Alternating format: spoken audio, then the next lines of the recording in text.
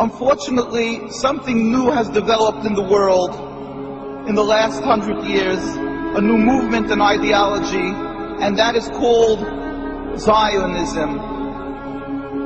People confuse Judaism and Zionism. They consider it one and the same. But it could be nothing further from the truth, because in actuality, Zionism is antithetical to Judaism. It is the diametric opposite.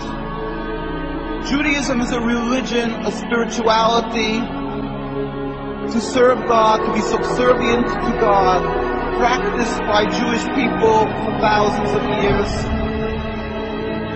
to emulate God.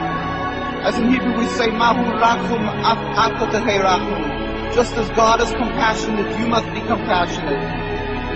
Zionism is the transformation of Judaism into something new, entirely different, into nationalism, a political goal to have a land, to be a proud nation amongst nations, removing God from the equation.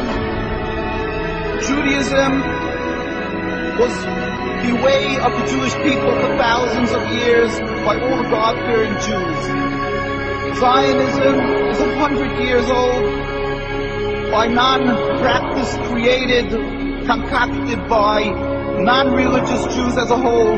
Theodor Herzl, people who detested and abhorred the religion and looked for a way out, for a way to be considered still distinguished people and still remain not people who were thrown out of the community, so they gave themselves a new form of Judaism.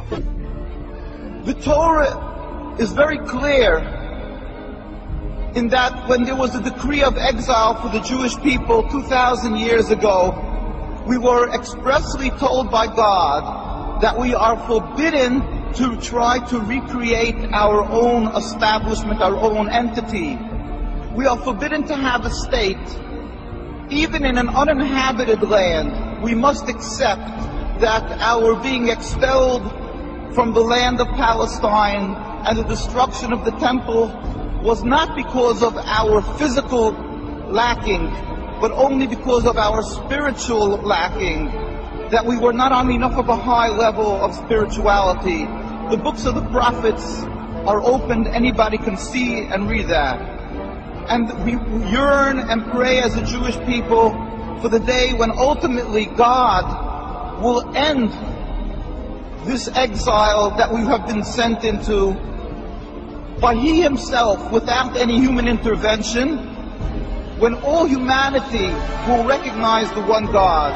There will be a metaphysical change in the world, as it states across from the United Nations in the conclave wall called the Isaiah Wall, that the day will come when they will beat the swords into plowshares. One nation will not pick up a sword against another nation. That is what we as a Jewish people must yearn and pray for. And until that day comes, we must be loyal citizens, exemplary people throughout the world, to serve God, be subservient, and be kind-hearted, good people as God requires.